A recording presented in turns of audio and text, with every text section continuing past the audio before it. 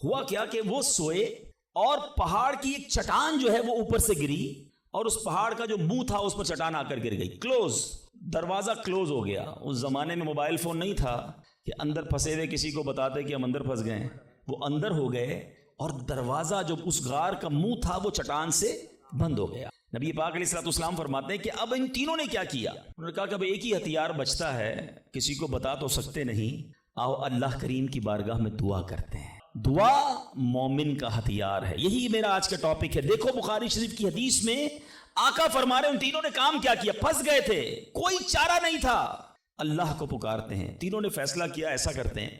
تینوں نے کوئی زندگی میں اچھا کام کیا ہونا تو اس اچھے کام کا وسیلہ پیش کر کے اس اچھے کام کے صدقے سے اللہ کی بارگاہ میں دعا مانگتے ہیں. بخاری شریف کی حدیث سے یہ عقیدہ کلیئر ہو رہا ہے کہ وسیلے سے دعا مانگی جا سکتی ہے.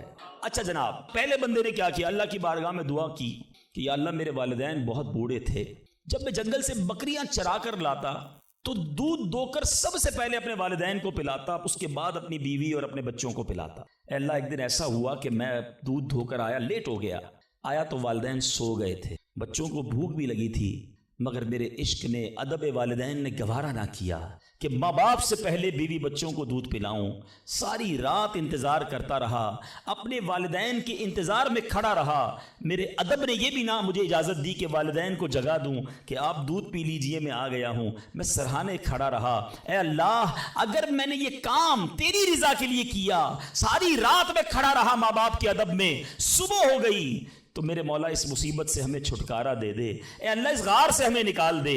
اس بندے نے دعا ختم کی، آقا فرماتے وہ پتھر تھوڑا سا سرک گیا. وہ پتھر جو کرین سے نہ ہلے، وہ چٹان آٹومیٹکلی دعا جو ہے اثر رکھتی ہے. پتھر سرک گیا، مگر اتنی جگہ نہ بنی کہ بندے باہر نکل جائیں. اب دوسرے کی باری آئی، اس نے اللہ کی بارگاہ میں دعا کی، مولا اے رب کریم، میرے چچا کی ایک بیٹی تھی، لڑکی تھی، میری کزن تھی، اور میں اس پر بڑا عاشق تھا، بڑا محبوب رکھتا تھا اس کو، لیکن وہ میرے قریب نہیں آتی تھی، مجھے اپنے پاس نہیں بیٹھنے دیتی تھی. اب ایک بار وہ لڑکی کسی وجہ سے کسی مصیبت میں گرفتار ہو گئی، قحط میں گرفتار ہوئی، کھانے پینے کو پیسے نہیں تھے. وہ میرے پاس آئی اور آ کر کہا کہ مجھے مدد کر دو، تم میرے کزن ہو، مجھے بڑی ضرورت ہے. اب چونکہ پہلے سے مجھے وہ پسند تھی، ارادہ برا تھا، تو میں نے اس لڑکی کو کہا ٹھیک ہے جو تم مانگتی ہو میں دے دوں گا، مگر تم مجھے اپنا آپ حوالے کر دو، برا کام میرے ساتھ کرو. بیچاری مجبور تھی، میرے ساتھ وہ برائی کے لیے تیار ہو گئی. یا اللہ جب میں اس کے ساتھ قریب ہوا، وہ اللہ کی بندی مجھے کہتی ہے کہ اللہ سے ڈر اور ناجائز طور پر یہ کام نہ کر، میں تیرے لیے حلال نہیں ہوں. جب اس عورت نے، یہ لڑکی نے مجھے یہ بات کہی، کوئی اور دیکھنے والا نہیں تھا، میں اکیلا تھا، قابو تھا میرا اس عورت پر، مگر جب اس لڑکی نے مجھے تیرا خوف دلایا، اے اللہ فقط تیرے خوف سے میں پیچھے ہٹ گیا. اے میرے مالک کام اکیلے میں کیا تھا، آج پھنس گیا ہوں، اگر یہ کام میں نے تیری رضا کے لیے کیا ہے، اے رب کریم آج اس مصیبت سے نکال دے. وہ پہاڑ تھوڑا اور سرک گئے، وہ چٹان اور سرک گئی. آقا فرماتے ابھی بھی اتنی جگہ نہ بنی کہ بندے باہر نکل جائے. اب تیسرے بندے کی باری تھی، ہاتھ اٹھائے، اللہ کی بارگاہ میں عرض کی کہ یا اللہ میں نے ایک بار کچھ کام کیا، چند مزدوروں کو مزدوری پہ رکھا، کام کر کر ایک مزدور ایسا تھا جو مزدوری لیے بغیر چلا گیا، بھول گیا اپنا جو حق تھا وہ لینا، بھول گیا، چلا گیا. اے رب کریم جب وہ بندہ چلا گیا، میں نے اس کے پیسے کاروبار میں لگا دیے. کچھ سالوں بعد وہ مزدور پھر آیا، آ کر کہتا ہے میری مزدوری باقی رہ گئی تھی بھائی، میں لینا بھول گیا تھا، وہ پیسے مجھے دے دو. تو میں نے اس مزدور سے کہا کہ یہ تم اتنا بڑا ریوڑ جانوروں کا دیکھ رہے ہو، گائے بکریاں یہ سب تمہاری ہیں. اس نے کہا یہ ساری میری کیسے ہو سکتی ہیں؟ کہا بھائی جو تمہارے پیسے تھے میں نے کاروبار میں لگائے، کاروبار میں اللہ نے اتنی برکت ڈال دی ہے کہ یہ حصہ تمہارا ہے. وہ حیران ہوا، پریشان ہوا، یقین نہ آیا، مگر پھر جب میں نے کہا یہ تیرا ہی ہے، وہ مزدور سارے جانور لے گیا. اے میرے مالک جو میں نے ایمانداری کی، میں نے امانت میں خیانت نہ کی، اگر یہ کام میں نے تیری رضا کے لیے کیا ہے، اے اللہ اس مصیبت سے جان چھڑا دے. حدیث کے الفاظ ہیں وہ پہاڑ اور سرک گیا. اب اتنا راستہ بن گیا کہ وہ تینوں باہر نکلے. میٹھے میٹھے اسلامی بھائیوں، یہ میں پھر دوبارہ ریپیٹ کر رہا ہوں، not talking about from myself، میں اپنی طرف سے کوئی کسی کہانی کی بک سے آپ کو واقعہ نہیں سنا رہا. میں نے ایک حدیث پاک کی سب سے بڑی کتاب، اصح الکتاب بعد القرآن کہا جاتا ہے، صحیح ترین کتاب قرآن کے بعد جس کو کہا جاتا ہے وہ بخاری شریف ہے. میں نے نبی پاک کی حدیث آپ کے سامنے رکھی. 3 باتیں سیکھنی ہے اس میں سے، ٹھیک ہے؟ پہلا بندے نے کیا کام کیا؟ اللہ سے کیا عرض کی کہ والدین کا ادب کی، میرے مولا میں نے ماں باپ کی خدمت کی، اللہ کی بارگاہ میں یہ عمل کتنا مقبول ہوا کہ اس سے مصیبت دور کر دی گئی۔ میں ہر ٹاپک پر بہت دیر تک گفتگو کر سکتا ہوں، لیکن ظاہر ہے کہ مجھے ایک وقت کے اندر اپنا بیان کمپلیٹ کرنا ہے۔ میں بہت مختصر بات کر کے آگے بڑھ جاؤں گا۔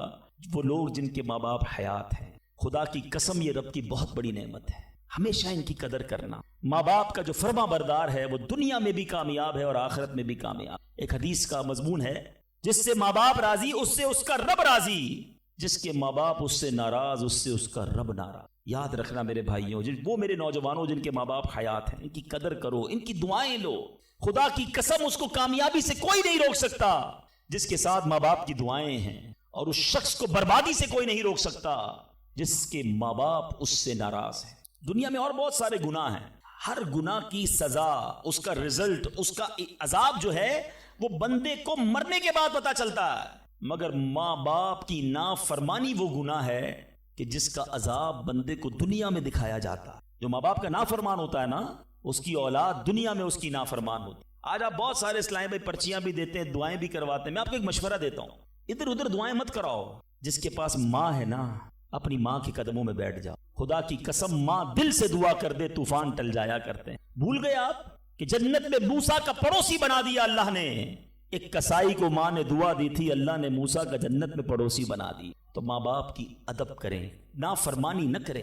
دوسری بات، بڑی اہم بات ہے، بڑے نوجوان بیٹھے ہیں یہاں پر، آج جو بے حیائی کا دور ہے، آج جو بدکاری کا دور ہے، آج جو سوشل میڈیا نے ہماری آنے والی نسلوں کو برباد کر کے رکھا ہے، فلموں نے، ڈراموں نے، ماڈرنزم نے، حیا ختم ہوتی جا رہی ہے۔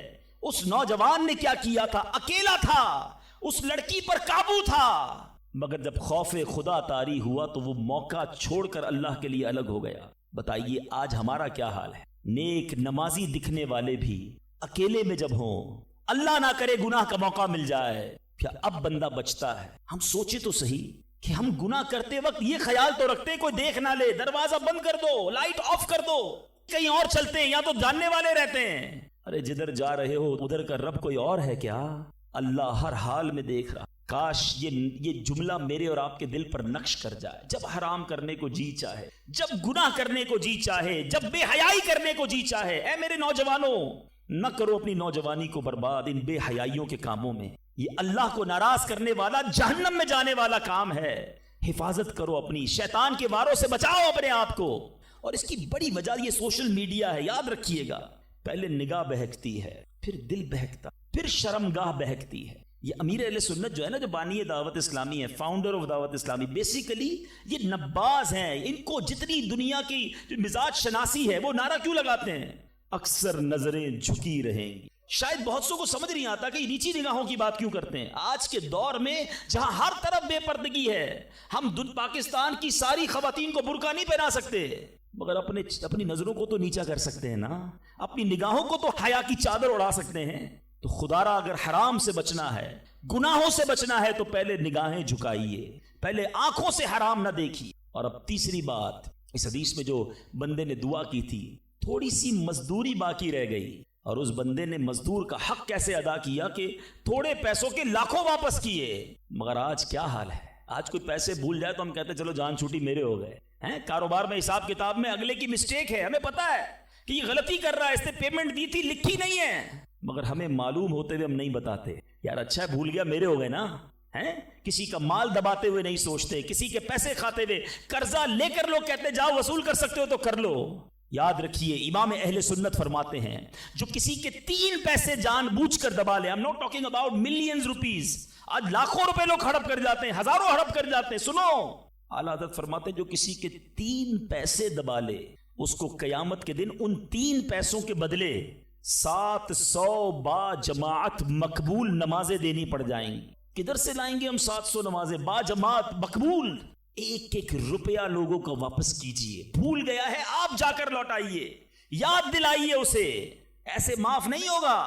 آج لوگ کہتے ہیں میرا بگاڑ ہی نہیں سکتا کوئی، ٹھیک ہے، آج آپ کا کوئی نہیں بگاڑ سکتا. بڑے روب والے ہیں, بڑا عہدہ ہے آپ کے پاس, آپ چودھری ہیں, آپ کسی علاقے کے بڑے ہیں, منسٹر ہیں, کونسلر ہیں, واٹ ایور, لیکن آج اگر وہ مظلوم آپ کا کچھ نہیں بگاڑ سکتا نا, یاد رکھنا کل اللہ مظلوم کے ساتھ ہوگا. قیامت کے دن مظلوم کا ہاتھ ہوگا اور ظالم کا گریبان ہوگا. اس دن حساب دینا پڑے گا. تو خدارا اگر زندگی میں کسی پر ظلم ہو گیا ہے, اگر زندگی میں کسی کا حق دبا لیا ہے, اسے نہیں پتا, آپ جا کر لوٹائیے یا تو معاف کروائیے, ورنہ قیامت کے دن مہنگا پڑتا ہے. بہرحال میں پھر آتا ہوں اپنے ٹاپک کی طرف, اور وہ میرا ٹاپک آج ہے دعا.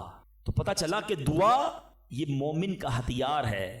مگر آج بڑا عجیب معاملہ ہے کہ دعا میں ہمارا وہ کنسنٹریشن نہیں ہوتا, دعا میں وہ توجہ ہی نہیں ہوتی. ہم شاید نماز بھی پڑھ لیں, تلاوت بھی کر لیں, جب دعا کی باری آتی ہے ہم اس کام کو بڑا آرڈنری سمجھتے ہیں. ہم سمجھتے ہیں ٹھیک ہے امام صاحب دعا کرا رہے ہیں, ہم بھی آمین کہیں, کبھی ادھر دھیان ہے, کبھی ادھر دھیان ہے, خیال کہیں اور ہے. نہیں میرے میٹھے اسلامی, ذرا دعا کی اہمیت سمجھو. دعا ہے کیا؟ دعا کس کی بارگاہ میں بات ہو رہی ہے؟ پتہ ہے آپ کس سے بات ہو رہی ہے؟ اللہ سے ڈائریکٹ بات ہو رہی ہے. دنیا میں کسی پرائم منسٹر, کسی صدر, کوئی بڑے بادشاہ سے بات کرنی ہو, ہمیں یہ پریولیج نہیں ملتا, ہمیں یہ آسانی تھوڑی کہ ہم ڈائریکٹ کسی سے بات کر لیں. اپوائنٹمنٹ لینا پڑتا ہے, ٹائم بڑی مشکل سے ملتا ہے, غریب آدمی کو تو ملتا بھی نہیں. بہت بڑی سورس بھی لگائیں. اچھا جناب 2 مہینے بعد آپ کی باری آئے گی, 2 منٹ بات کر سکیں گے آپ, 3 منٹ سے زیادہ بات نہیں کر سکیں گے. یعنی دنیا والوں کے پاس جا کر ٹائم لینا ڈیفیکلٹ. جو ساری کائنات کا مالک ہے, جو احکم الحاکمین ہے, جو رب العالمین ہے, ارے دنیا کا کوئی بندہ چاہے اس سے بات کرنا, اٹھائے ہاتھ اور مانگنا شروع کر دے. کوئی اپوائنٹمنٹ نہیں, کوئی سیکرٹری نہیں, nobody between you and your اللہ. ڈائریکٹ اللہ سے بات کرو جتنی کرنی ہے, اور ٹائم لمٹ بھی نہیں ہے. تم تھک سکتے ہو, تم اکتا سکتے ہو, رب کے خزانوں میں کمی نہیں ہے. اور کمال دیکھے دنیا کا, آج آپ دنیا والوں سے پیسے مانگیں, مثال دیتا ہوں, ہمارے ساتھ بھی ہوتا ہے, آپ کے ساتھ بھی ہوتا ہے, کوئی دوست تو قریب بھی ہو, آ جائے یار کہ کسی مشکل میں ہوں بھائی مدد کر دو, ہم شاید مدد کر بھی دیں, یار بڑا کلوز ہے, رشتہ دار ہے, گرائی ہے. تھوڑے دیر بعد پھر آ جائے, یار دوبارہ چاہیے پیسے, پھنس گیا ہوں, مسئلہ حل نہیں ہوا. اب شاید جیب میں مشکل سے ہاتھ جائے, لیکن یار دوست ہے, چلو دے. تیسری بار آ جائے, یار یہ تو مانگنے والا ہو گیا ہے, بار بار آتا ہے. چوتھی بار آ جائے تو موبائل اس کا اٹھنا بند ہو جائے گا. 5ویں بار شاید ہم اس کا نمبر بھی بلاک کر دیں گے, چوکیدار کو بھی کہہ دیں گے اس کو قریب نہیں آنے دینا, یہ تو مانگنے والا ہو گیا ہے. یہ ہے دنیا. تم اپنے اچھے دوست, قریبی رشتہ دار سے 3-4 بار مانگ لو, وہ اب تم سے دور ہو جائے گا, تمہیں برا کہے گا. میرے رب کریم کی شان دیکھو, فرماتا ہے ادعونی استجب لکم, مجھ سے دعا مانگو میں تمہیں عطا فرماؤں گا. اجیب دعوت الداعی اذا دعانی, میں دعا مانگنے والے کی دعا قبول کرتا ہوں جب وہ مجھے پکارے. اللہ اکبر, اللہ تعالیٰ زیادہ مانگنے والوں سے زیادہ محبت فرماتا. ایک اور عجیب بات بتاؤں کہ اللہ تبارک و تعالی ان بندوں سے ناراض ہوتا ہے. دنیا میں ہے کوئی ایسا سخی, کریم دیکھو میرا مالک, جو نہیں مانگتا رب اس سے ناراض ہوتا ہے. شاعر لکھتے ہیں نا, تو کریم ہی جو ٹھہرا تو کرم کے کیا ٹھکانے, تو کریم ہی جو ٹھہرا تو کرم کے کیا ٹھکانے, تو نوازنے پہ آئے تو نواز دے زمانے. میں نے آپ کو قرآن کی کچھ آیات کے ذریعے یہ احساس دلایا کہ دعا کی اہمیت کیا ہے. اب آؤ میں آپ کو آپ کے نبی علیہ الصلوۃ والسلام کی کچھ حدیثیں بتاتا ہوں, کس طرح انکریج کیا اللہ کے حبیب علیہ الصلوۃ والسلام نے, کیسی حوصلہ افزائی فرمائی ہے دعا کے بارے میں. اللہ کے حبیب علیہ الصلوۃ والسلام فرماتے ہیں اللہ تعالیٰ کے نزدیک کوئی چیز دعا سے بزرگ تر نہیں ہے. اللہ کے نزدیک سب سے بزرگ چیز وہ دعا ہے, اور دعا کو حدیث میں مخ العبادہ, عبادت کا مغز کہا گیا, ٹاپ آف دا لسٹ. جو عبادت ہے نا وہ دعا ہے. مگر آج دعا کی طرف توجہ ہی نہیں. ہم تو سمجھتے ٹھیک ہے مانگ لی, نہیں مانگی. ارے دعا نہ مانگنے والوں سے رب ناراض ہوتا ہے, اور جو جتنا مانگتا ہے رب اس سے اتنا خوش ہوتا ہے. میرے میٹھے اسلامی بھائیوں, اللہ فرماتا ہے, سنو حدیث قدسی ہے, اے فرزند آدم تو جب تک مجھ سے دعا کرتا رہے اور میرا امیدوار رہے گا, میں تیرے گناہ کیسے ہی ہو معاف فرماتا رہوں گا اور مجھے کچھ پرواہ نہیں. جب تک مانگو کہ رب عطا فرمائے گا. اب ہم بڑے نادان ہیں, پرابلم یہ ہم بڑی جلدی مچاتے ہیں. یار اتنے دنوں سے دعا کر رہا ہوں, مسئلہ ہی حل نہیں ہو رہا ہے. میں نے دعا کی یا اللہ کاروبار میں برکت دے دے, کل بھی 5,000 کی بکری ہوئی, آج بھی 5,000 کی, کوئی اضافہ نہیں ہے. جناب میں دعا کرتا ہوں یا اللہ صحت دے دے, شوگر لیول کم ہی نہیں ہو رہا. میں دعا کرتا ہوں یا اللہ بیٹا دے دے, بیٹا مل ہی نہیں رہا. میں انشاءاللہ اور بھی باتیں اس میں عرض کروں گا, میں صرف ابھی اس حدیث کو کلیئر کر دیتا ہوں. میں آپ سے پوچھنا چاہتا ہوں, آپ نے دعا کی کہ یا اللہ میرے کاروبار میں برکت دے, آپ کی جو سیل تھی وہ ایز اٹ از رہی، لیکن آپ کی دکان میں آگ لگنے والی تھی، آپ کی دکان میں ڈکیتی ہونے والی تھی، آپ نے دعا مانگی، اللہ نے اس بلا کو روکنے میں لگا دیا۔ سچ بتاؤ، پیسے تھوڑے بڑھ جاتے اچھا تھا، یا دکان میں آگ نہ لگی یہ بڑا کرم ہو گیا؟ میں نے گھر سے نکلنا تھا، میرا ایکسیڈنٹ ہونا تھا، ٹانگ ٹوٹنی تھی، میں نے اللہ سے دعا کی تھی اللہ بیٹا دے دے، وہ دعا کو کنورٹ کیا گیا، میری ٹانگ بچ گئی، میرا ایکسیڈنٹ بچ گیا۔ بتاؤ یہ اللہ کی مہربانی نہیں ہے؟ پرابلم پتہ ہے کیا ہے؟ ہمیں دنیا والوں پر سب پر بھروسہ ہے، ہمیں اللہ پر بھروسہ نہیں ہے۔ ہم سمجھتے پتہ نہیں دعا قبول کیوں نہیں ہوتی ہے۔ دعا کے آداب میں لکھا ہے کہ اللہ اس بندے کی دعا قبول نہیں فرماتا جو دعا کی قبولیت میں جلدی مچاتا ہے، جو کہتا ہے جلدی قبول ہو جائے، بس آج ہی قبول ہو جائے۔ اچھا پھر لوگ شکوے بھی بڑے کرتے ہیں، یار میں نے جمعے کے دن بھی دعا کی، مزار پہ جا کے بھی دعا کی، بزرگوں سے بھی دعا کرائی، کسی نے کہا کعبے کو دیکھ کر پہلی دعا کرو وہ قبول ہوگی، کعبے پر بھی چلا گیا، میں مدینے بھی گیا، میری دعا ہی قبول نہیں ہو رہی، میرا پرابلم ہی سولو نہیں ہو رہا۔ اب ذرا 2-3 حدیثیں سناؤں گا، یہ ساری غلط فہمیاں، یہ سارے مسکنسیپشن اگر آپ توجہ سے سنیں گے تو دور ہو جائیں گے۔ اللہ کے حبیب علیہ الصلوۃ والسلام فرماتے ہیں دعا بندے کی 3 باتوں سے خالی نہیں ہوتی، 3 میں سے کوئی ایک بینیفٹ لازمی ملتا ہے۔ آقا فرماتے ہیں یا تو اس دعا کے بدلے گناہ بخش دیا جاتا ہے، یا اس میں جو مانگتا ہے وہ مل جاتا ہے، دنیا میں جو مانگا وہ مل گیا، سیکنڈ یہ آپشن ہے۔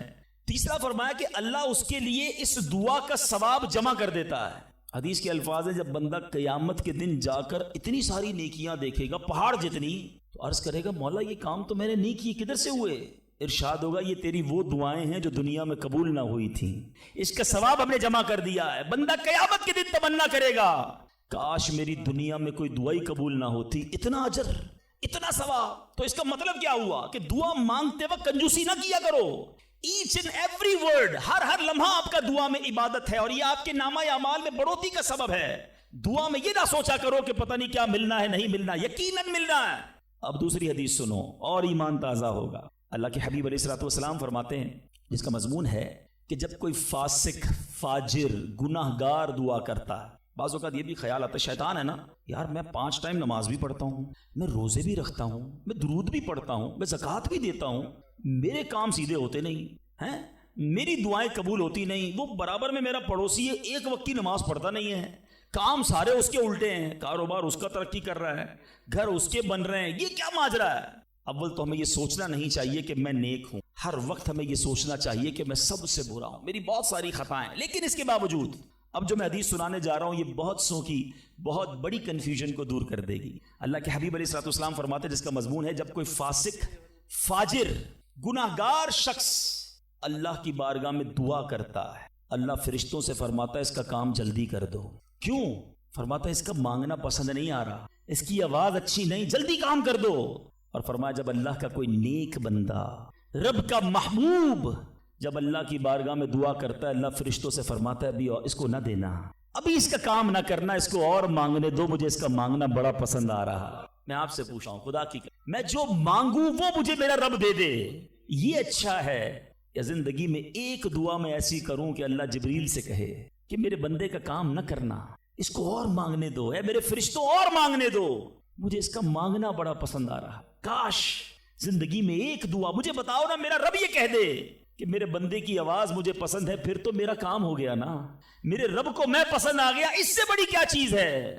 مگر بدقسمتی ہے اس شخص کے لیے جو اللہ کی بارگاہ میں شکوہ کرتا ہے کہ میرا کام نہیں ہو رہا، میری دعا قبول نہیں ہو رہی۔ جلدی نہ مچایا کرو، اللہ پر بھروسہ رکھو، اور اب آخری بات سے اور آپ کا کلاؤڈ کلیئر ہو جائے گا۔ وہ لوگ جو کہتے ہیں پتہ نہیں میرے مسئلے حل کیوں نہیں ہو رہے، میں اللہ کی بارگاہ میں اتنا دعا کرتا ہوں مسئلہ حل نہیں ہوتا۔ سنو اب میں آپ کو ایک لاجیکلی مثال دیتا ہوں یا عقلی مثال دیتا ہوں۔ آپ والد ہیں، آپ میں سے بہت سارے والد ہوں گے، کئی بڑے بھائی ہوں گے، آپ نے بچے پالے ہیں یا کئی ابھی بھی بچے والے ہیں۔ میں آپ سے سوال کرتا ہوں، آپ کا چھوٹا بیٹا ہو، اسمال چائلڈ، بیمار ہو جائے، گلا خراب، فلو، شدید کھانسی، اب وہ بچہ آپ سے ضد کرے کہ ابو جان میں نے آئس کریم کھانی ہے، میں نے ٹھنڈا شربت پینا ہے، کھانسی بھی ہو رہی ہے، بتائیے آپ پلائیں گے اس کو؟ جواب دیجیے۔ سب منع کر رہے ہیں، نہیں پلائیں گے نا؟ اچھا اب وہ بچہ رونا شروع کر دے، آپ کے بالکل سامنے بیٹھے چیخے مار رہا ہے، رو رہا ہے، آپ کا ایک دوست بھی ساتھ بیٹھا ہے، وہ ابھی آیا، دیکھا بچہ رو رہا ہے آئس کریم کے لیے، باپ کہہ رہا ہے نہیں کھلاؤں گا۔ اب دوست کیا کہے گا؟ یار کیسے والد ہو، بچہ رو رہا ہے کھلا دو نا آئس کریم۔ اس کو پتہ نہیں ساری بات، تو آپ اس کو کیا رپلائی دیں گے؟ آپ کہیں گے میں والد ہوں، مجھے پتا ہے بچے کو کب کیا دینا ہے، ابھی آئس کریم کھلا دوں گا تو گلا خراب ہو جائے گا، یہ اور بیمار ہو جائے گا، اس کو آئس کریم دینا اس سے محبت نہیں ہے، دشمنی ہے. ایسا ہی ہے؟ ذرا بات میرے ساتھ رہیے گا. اب بڑی دل پر ہاتھ رکھ کر میری بات سننا. تم والد ہو، تمہیں پتا ہے بچے کو کب کیا دینا ہے.